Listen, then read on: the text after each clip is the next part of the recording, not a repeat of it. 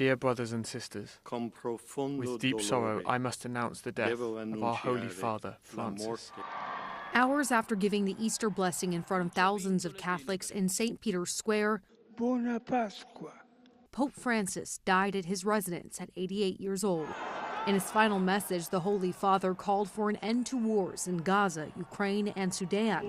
His death now sparks 9 days of mourning for Catholics and an outpouring of love from across the globe. I remember when he called me when my mom died. I remember when he called me during COVID to find out how God's people here in New York were doing. Pope Francis's papacy was unprecedented in many ways by being more inclusive, supporting same-sex civil unions, and his tireless advocacy for migrants. He's remembered by many as the People's Pope. The Pope of the poor, the Pope of the marginalized, underprivileged. He's also what I'm going to call a reformer Pope, because he made a lot of changes to the way the Vatican is run, the way the church is run. He was a good man. Loved the way he was with the poor. People can understand each other and not be against each other and can disagree but can still love each other. And I think that was good, that he brought that to the table. Pope Francis's death comes weeks after he was released from the hospital after battling a life-threatening case of pneumonia in both lungs. In New York, I'm Lee Waldman.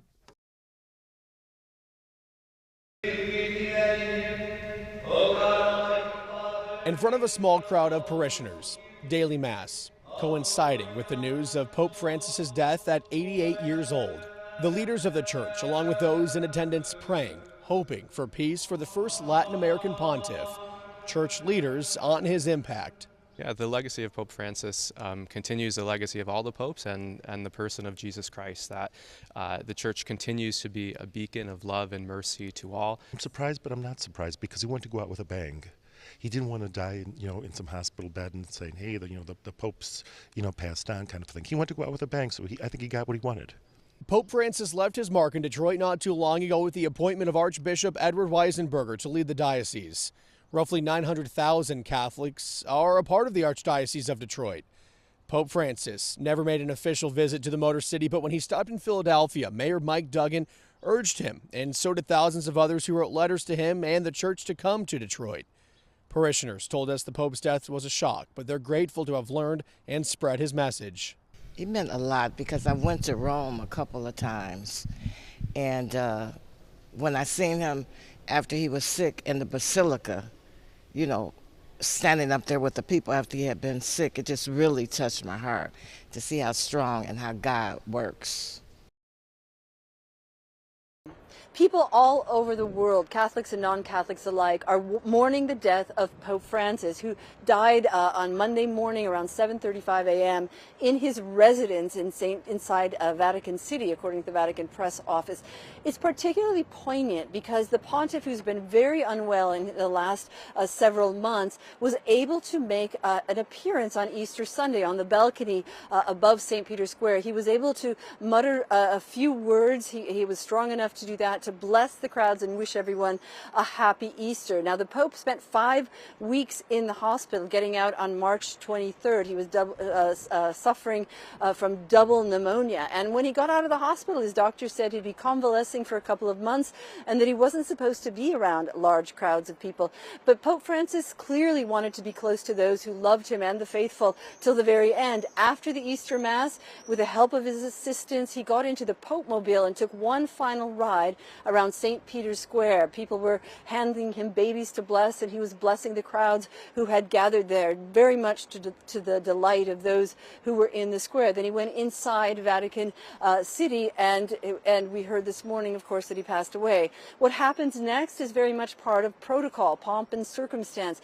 His funeral will take place between 5 and 7 days from now, and we can expect world leaders to come to Rome to take part in that. He'll be lying in state at some point this week until his funeral. Then the College of Cardinals, those young enough to vote, will meet for the conclave. They'll lock themselves into the Sistine Chapel and carry out this very secretive process of voting for a new pope. When they reach a decision, of course, they'll burn the ballots with an additive, and that's when we'll get the very famous white smoke that heralds the successor of Pope Francis. Barbie Lotson-Nadeau reporting from Rome.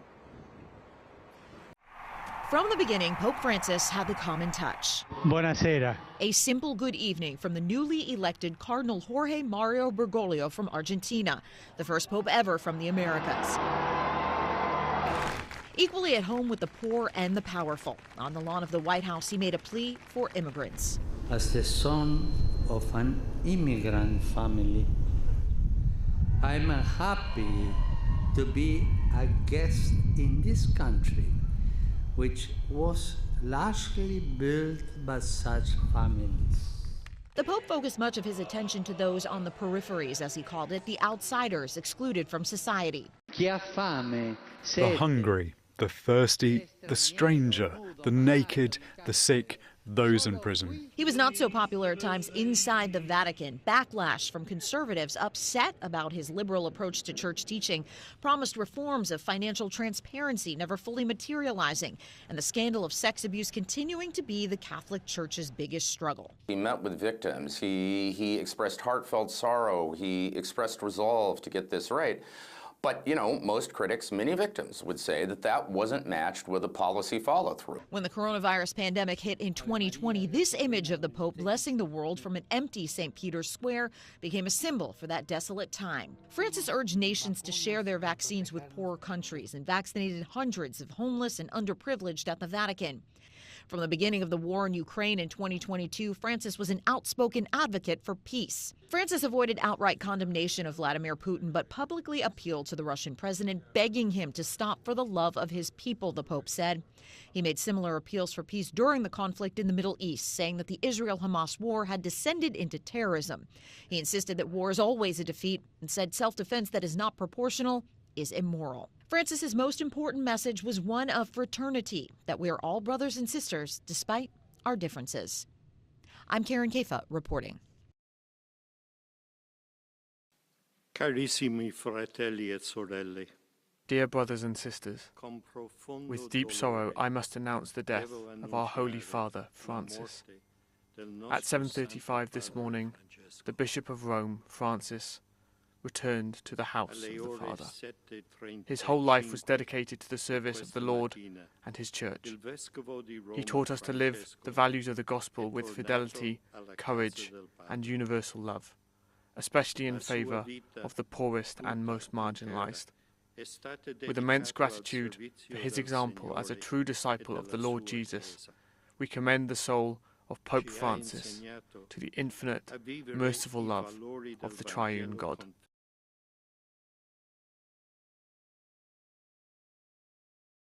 This gives me the chance to express publicly the sadness that we all feel at the passing of our beloved Holy Father, Pope Francis, and yet also to try to give some expression to the hope that was crystallized yesterday morning, Easter morning, the hope of the resurrection.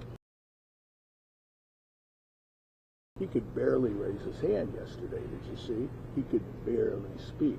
He couldn't do much, but what he was, as a child of God, created in God's image and likeness, destined for all eternity, given the high office of the successor of Peter, what he was so much more important than what he could do, all right? He did a lot, believe me, but in those final months, I think that's when he had the most eloquent pulpit ever.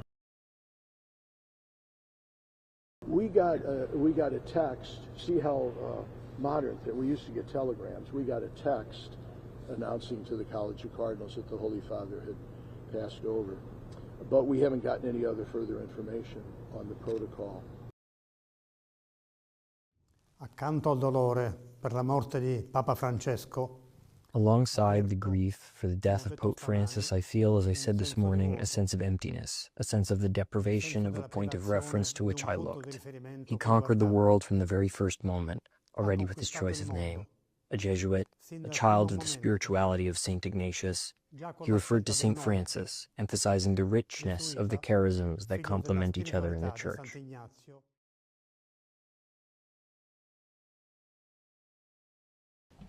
I want to extend my deepest condolences to Catholics and all those around the world inspired by the extraordinary life and example of His Holiness Pope Francis. Pope Francis was a messenger of hope, humility, and humanity. He was a transcendent voice for peace, human dignity, and social justice. He leaves behind a legacy of faith, service, and compassion for all, especially those on the margins of life or trapped by the horrors of conflict. Pope Francis was a man of faith for all faiths, working with people of all beliefs and backgrounds to light a path forward. Through the years, we at United Nations were greatly inspired by his commitment to the goals and ideals of our organization, a message I was honored to convey in my meetings with him as Secretary General. Pope Francis also understood that protecting our common home is at heart a deeply moral mission, a responsibility that belongs to every person. Many of us find great meaning in his final Easter message delivered just yesterday. He appealed for us not to yield, as he called it, to the logic of fear.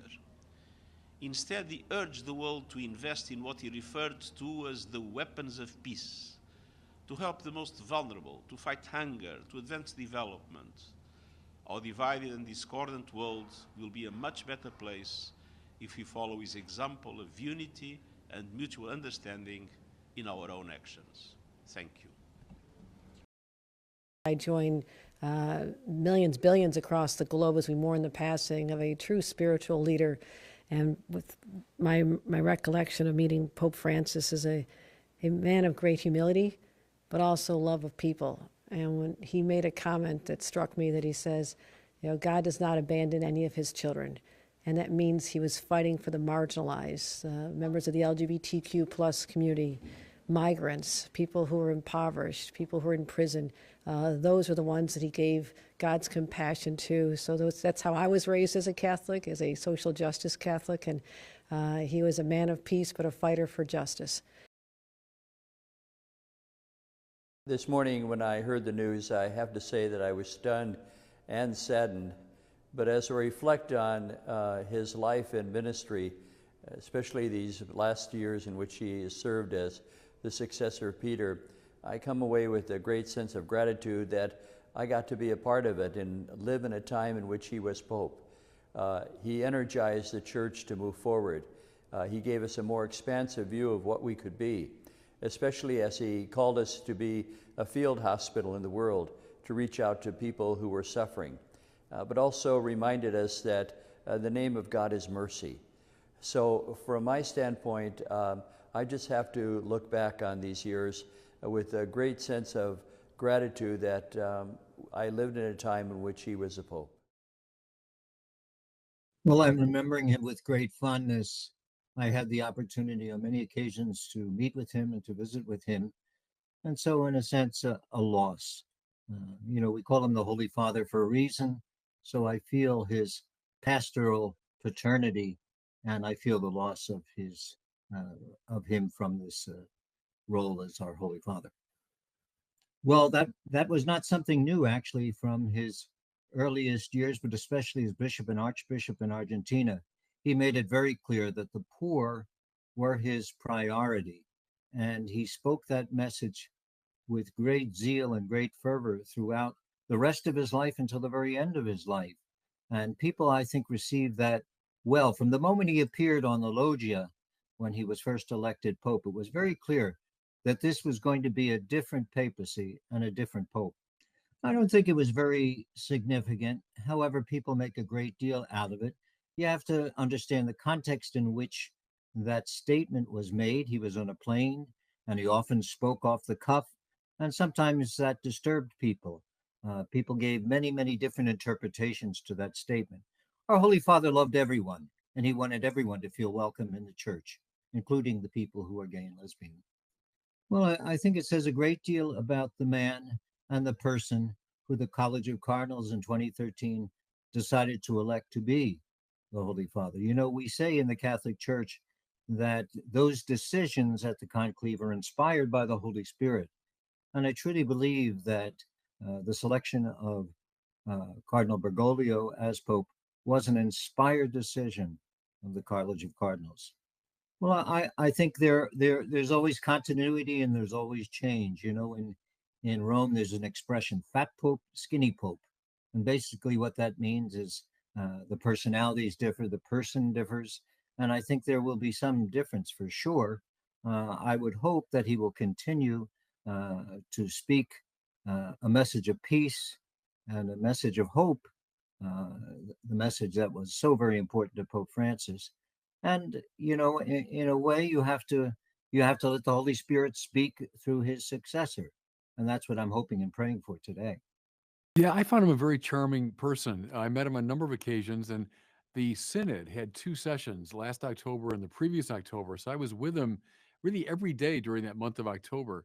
I always found him very warm, very generous, funny. I would speak to him in Spanish, and there was always a joke involved or a pleasantry of some kind. He also had an extraordinary memory. You know, he wouldn't see someone like me every day, and he had a keen sense of who I was and knew people's names. I was always very impressed by that. But a very kind, good-hearted person, very approachable. So everything that you hear about his, care for the poor and the marginalized, I think that was a natural extension of his personal style. He did indeed. One way I think about it is St. Pope John Paul II put a huge stress on the call to sanctity, to heroic virtue. So John Paul emphasizing, the moral life and the demand of it and so on. And Francis would have shared that, of course. He never changed anything in the church's moral teaching. I think what was different in Francis was the great stress upon divine mercy. He knew that, yes, we're called to heroic sanctity, but if we fall short of that, where do we go? What do we do? And he presented to the world the face of God's mercy. Very early on, he said the church is like a field hospital, which is a very interesting image. It means there are a lot of walking wounded around. And the church is there to receive and to welcome and to heal. And I think that's a major part of his legacy. I would read him together with John Paul II that way. I think, anyone elected to the papacy, they have this responsibility to proclaim the gospel, the resurrection of Jesus from the dead, the great doctrines and teachings of the church. That doesn't change. So it's not like a political arrangement where, we go from left now to right. The Pope is always the Pope, and he's declaring Jesus Christ to the world. There's always differences in emphasis and style, to be sure. And you had that with Francis. You had a shift from Pope Benedict's style, which is more austere, more intellectual. Francis had a more kind of freewheeling, more personal style. So we'll see with the new Pope. But I would try to discourage the view that we're going to be lurching, from one political perspective to another. The Pope, in season and out, declares Jesus. And sometimes the culture is open to that, sometimes it isn't. But the Pope's job is to be faithful to it, as I think Francis was. I found it very moving, actually, because, we all followed the time he was in the hospital. We're watching all these weeks go by. And then when he finally got out, we were relieved. And we heard the doctors say to him, understandably, look, take 2 months and don't do much and stay in bed and don't meet with people. So when we started to see him come out and visit the prisoners, as you say, and to be in the Pope Mobile and to be giving blessings, I thought, he's a hard man to keep down. And that's his style. He always wanted to be out with the people. And I think he decided, all right, I'm at the end of my life. I'm not going to go out just lying in bed. I'm going to go out doing my job and being the Pope. So I found that very moving. And the fact that we heard him say, last thing I heard him say was that kind of strained Buona Pasqua, wishing good Easter to everybody. And by the way, what a wonderful final message for a Pope. The Pope's job is to declare the resurrection, which is what he was doing really with his last breath.